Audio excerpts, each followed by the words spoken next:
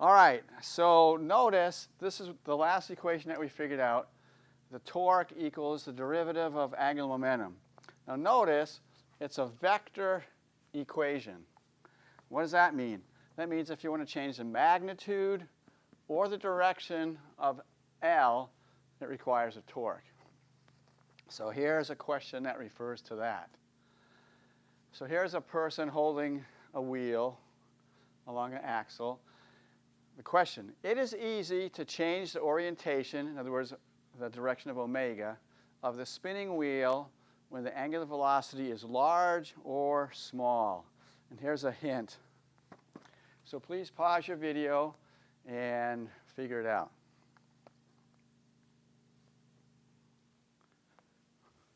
All right, now, if we were in class, it would be easy to do this, but oh well. Okay, so we just do our best. All right, so if it's moving really slowly, I mean, it's simple, right? Just super easy. On the other hand, I guess you just have to trust me, but it's not so easy. It's not so easy at all. Now, why? So why is it difficult? All right, so it's easiest to change the orientation when omega is small. And we have to be able to explain why. Okay, so let's think of the easiest situation possible. The easiest situation possible is what I did. So we're changing omega by 180 degrees. So let's work out the math. Okay, so we're going to change the angle by 180 degrees. Okay, so and we want to refer to this. So let's just look at delta L. So delta L equals L final minus L initial. Okay, and this is a symmetrical object, and we're rotating about its center of mass, so we can use L equals I omega. So we have I omega final minus I omega initial. Okay, and you know, I doesn't change, right? It's just I is the characteristic of the wheel. So that's why I didn't have to put subscripts.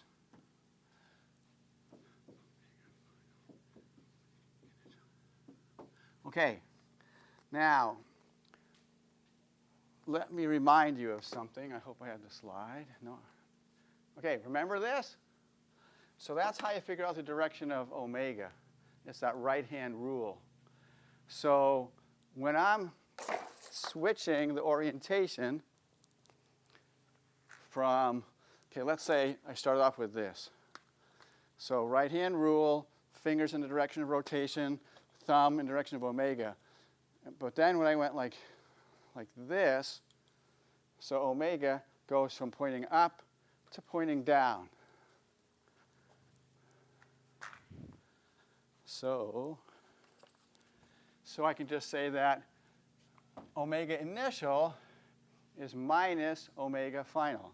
So I can have I omega final minus omega final, right? Because omega initial is minus omega final. Okay, minus is plus. So I get 2I omega final. All right, so what does it mean?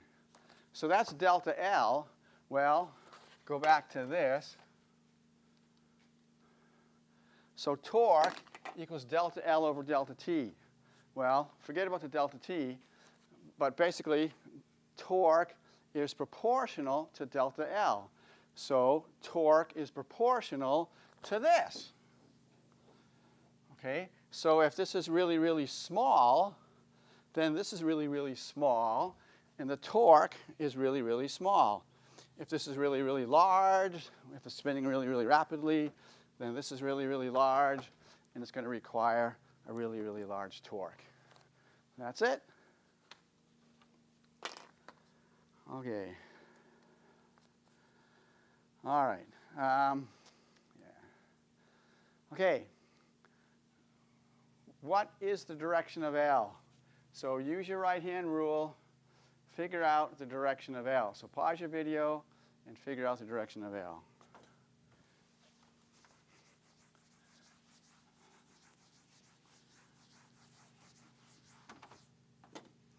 Okay, so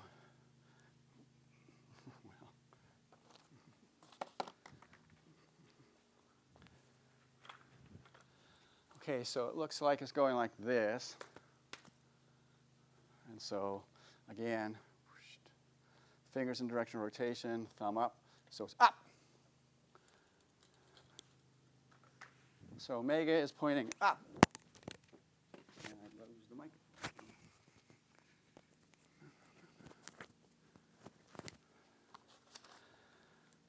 Okay, so omega or L. How come I said omega and then I say L? Because L equals I omega.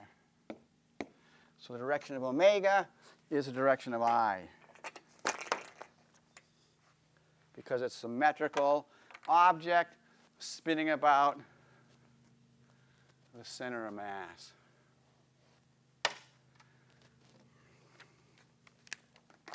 Okay, so up. Yeah, I just showed you that. Okay, now here's the fun question. The student who is standing on a frictionless turntable suddenly flips the wheel over so that it is spinning in the opposite direction. What happens? So I want you to figure this out. And here are some hints. You have to ask yourself, what's the system? Are there any external torques? Is angular momentum conserved? So please pause your video and figure it out. Okay, we're back. So what happens? Oops, sorry. I have to explain. First, I'm going to explain it. Then I'll do it. All right. So initially, okay. First of all, what's the system?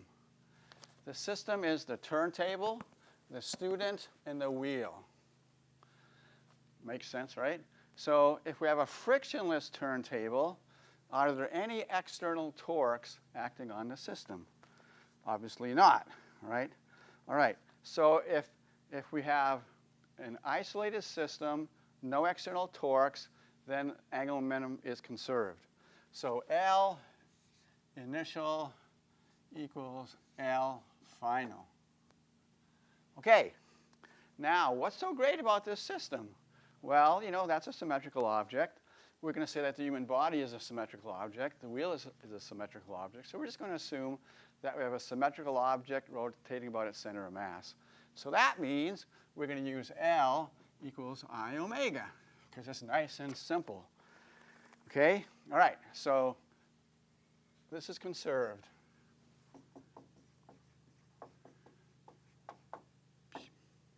Okay.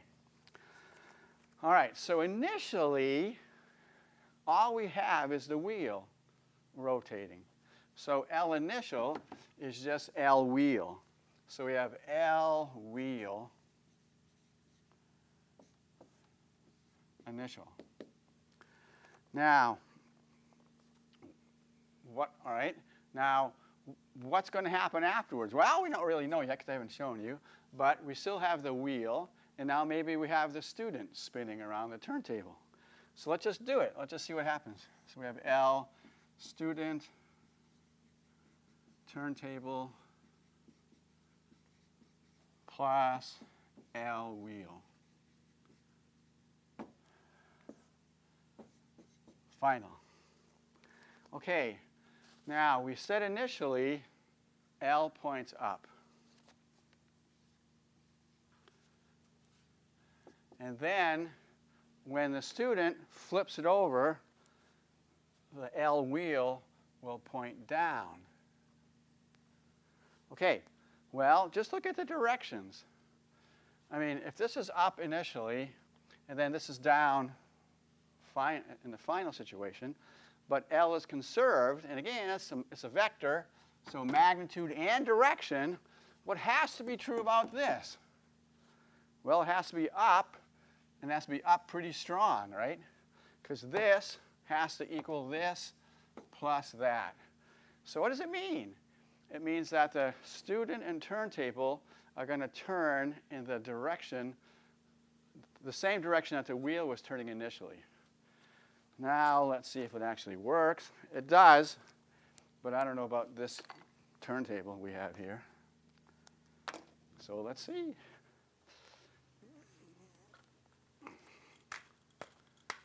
I hate doing this because I don't have good balance. Okay.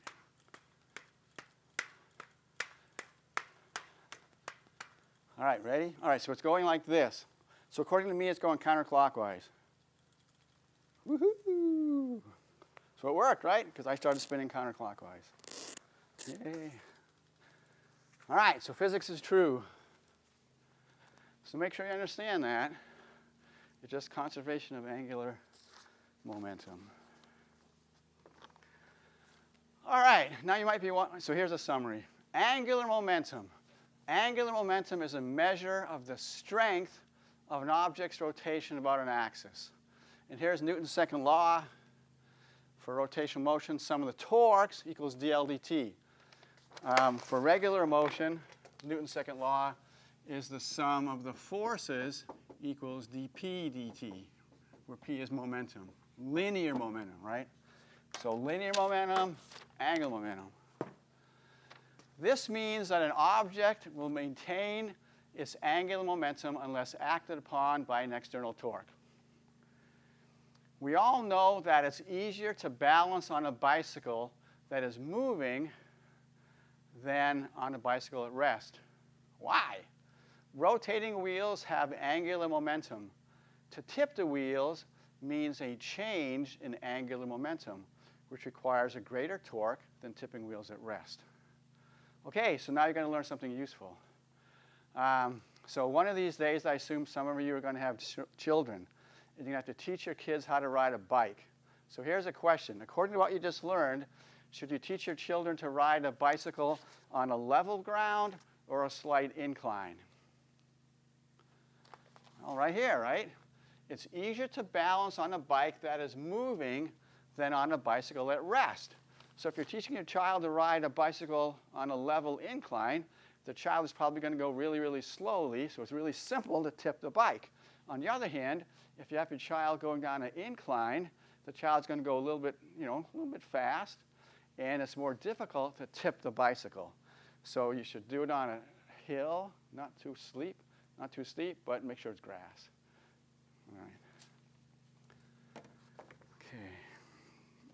All right. Now you might want to ask yourself, who cares? Why do I care about angular momentum being conserved? Well, this is actually important in astronomy, in different fields of physics, a lot, all over the place, quantum chemistry. So here's just a couple examples. So how is a star formed? A star is formed from the collapse of a gigantic cloud. So let's just assume you have this gigantic cloud, and it's spinning, maybe super, super slowly spinning. But the cloud is made out of mostly hydrogen, a little bit of helium, so massive particles. Well, massive particles attract each other due to gravity. So this cloud is going to contract because of gravity. So it's going to slowly, slowly contract. Well, this is basically a symmetrical object rotating about a center of mass. So we have our good old formula. I mean, there are no external torques acting on it. So angular momentum is conserved. So we can just say that L initial equals L final. And that means I omega initial equals I omega final. Well, I equals the sum of mr squared, right? And so what's happening to I? What's happening to the rotational inertia of this thing as it contracts? Well, r is getting smaller and smaller, right? So I is getting smaller. So this has a big I, this has a small I. Well, this has to equal that, right? So if I gets smaller and smaller, and this product equals that product, what has to happen to omega final? It has to increase. So here, the cloud spins more rapidly as it collapses because of conservation of angular momentum. And astronomers see that all the time. So it's observed in nature. Here's something that's really kind of cool. Quantum entanglement. So subatomic particles have angular momentum, and we call it spin. So like there's spin 0 and spin 1/2 and whatever. So let's say we have a particle here, and it has spin 0. Now, subatomic particles don't last very long. So let's say they decay. Let's say this particle decays, and it forms a spin 1/2, and then spin minus 1/2. Now, what's the deal with the plus and the minus? Spin 1/2, it just means that the L is pointing up. Spin minus 1/2 means it's pointing down. So, right? So they have the same magnitude, 1/2, but one's up and one's down. So you can see we started off with 0, and then we have a positive 1/2 and a negative 1/2. So angular momentum is certainly conserved, right? Certainly. Okay. So now here's what's kind of fun. So let's say that this particle just keeps on moving that way. This particle keeps on moving that way. It could be, I don't care, half of the size of the universe away from each other. It doesn't matter. And this is what's observed. All right, so this guy's moving from that way, this guy's moving that way. So what's observed is that if you could somehow use a magnet or something like that to switch this guy's spin to down, instantaneously, this one's spin would go up. Instantaneously. And this has actually been shown in the lab. They've done it with the particles being kilometers apart. So it's quite incredible, right?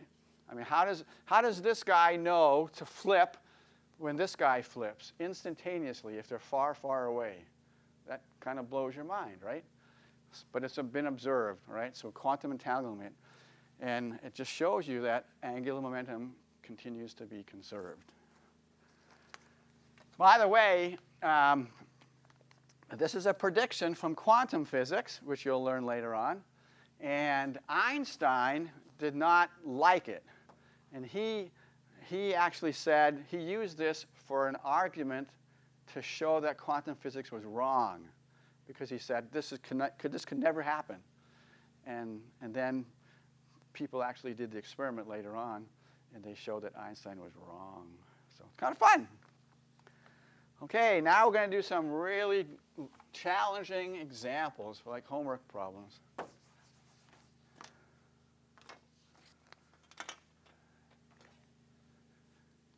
All right. Let's see. All right, let's do it. Two children of mass m riding on a disc-shaped playground merry-go-round of mass 2m, so the merry-go-round has mass 2m, are initially standing on opposite sides of the merry-go-round rim at distance r from the merry-go-round center while it rotates with angular speed omega. The children both move in, so the kids move in, toward the center until each child is at a distance r over 2 from the center. So but what factor will the merry-go-round's rotational speed increase? And then by what factor does the children's tangential speed increase? All right. So how in the world do you approach a problem like this? Well, it's orbital, right? It's rotational motion. There's a beginning. There's an end, right? What are you looking for? That famous phrase. We're looking for frictionless. Let's see. Do we see it? No. Uh-oh. So what do you have to assume? I mean, you have this playground merry-go-round thing. You have to assume it's frictionless. If you didn't assume that, we don't know how to do the problem. So that's one of these things. You got to assume. Now, does it really have to be perfectly frictionless? No. But it just the friction has to be negligible. It has to be small. Okay? All right. So there's a before, there's an after, rotational motion. We're assuming negligible friction. So that means no torques, right? Or negligible external torques. If there's negligible external torques, what do we know? Angular momentum is conserved. So that's what we're going to use, angular momentum conservation. Right? We're also going to assume that the children, we're going to just treat them as point particles. I mean, what else can you do, right? So just little point particles. So we're going to say that the disk is pretty big, so the children will just act like point particles. All right. So angular momentum conservation. All right. Now, we don't really have to care about the direction. We just care about the magnitude. So we'll just do that. All right. So we have L initial equals L final. Now, that means that I omega initial equals I omega final. And why do we get to use this I omega all the time? Well, because it's a symmetrical object rotating about a center of mass. So that's great, right? Okay, so now, what is I omega initial? Well, you have the disk that's rotating, but you also have the children. So you got to worry about all of that. So we're going to say that, all right, so we have I disk. And we're going to assume that the kids are the same. I mean, it says that they have the same mass, right?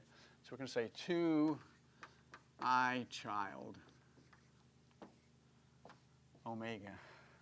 Initial. Wait a second. Omega. I think I got to write it down here where I have more room. So we have I disk plus 2I child times omega initial. I disk plus 2I child initial omega initial equals, same thing, but final. I disk plus 2I child final omega final. There, perfect. All right. Okay. Now we got to work it out, right? So let's do it. So what's I disk? Now you don't have to memorize this. Just look at the table, So we know that from the table, I disk is 1/2 mr squared. Now you got to watch it because this is the mass of the disk, right? Okay. So here we go. So I disk 1/2. Now wait a second. What is the mass of the disk? It's 2m. We have 1/2 2m and r squared. Okay, that's I disk. And then the children, again, we're going to just assume there's a point. So remember, I for a point is just, it's just the sum of mr squared, right, for points. So we have 2. Okay, so we have 2 kids. So we have 2. The mass of the child is lowercase m. And initially, the distance from the center of mass is r. So 2m big r squared. All right. That's the initial. And then we have omega initial. Okay. Then after the kids move in, the disk doesn't change, right? So it's just 1/2. The mass is 2m. The diameter is r squared. Is r, so it's squared. 1/2 2m r squared. Okay, then, but here's the thing that changes, right? The children, they move from here to here.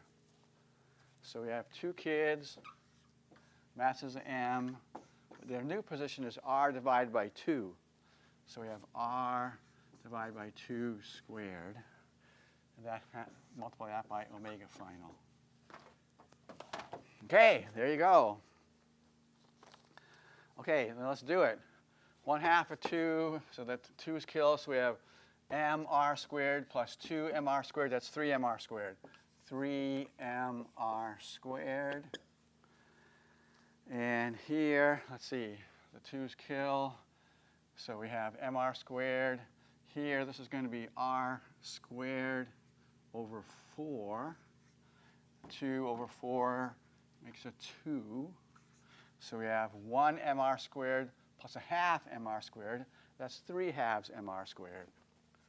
So 3 mr squared omega initial equals 3 halves mr squared omega final. Okay, so therefore, running out of space. So therefore, we can solve for the ratio, right? Because they want to know by what factor will the speed increase. So therefore, let's go up here. All right, so let's solve for omega final divided by omega initial.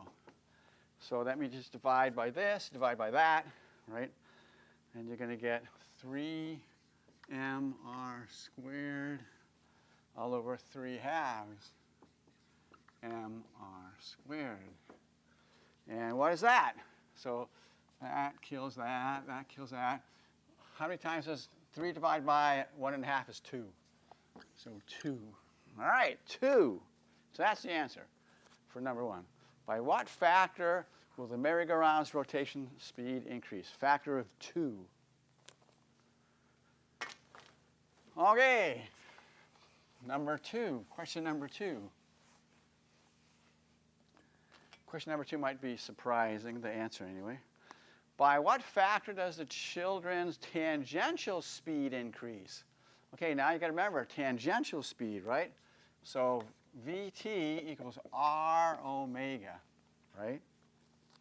Okay, so initially, we just had, so Vt initial was just r, right, omega. Okay. R omega initial. Now, at the end, they move to r divided by 2.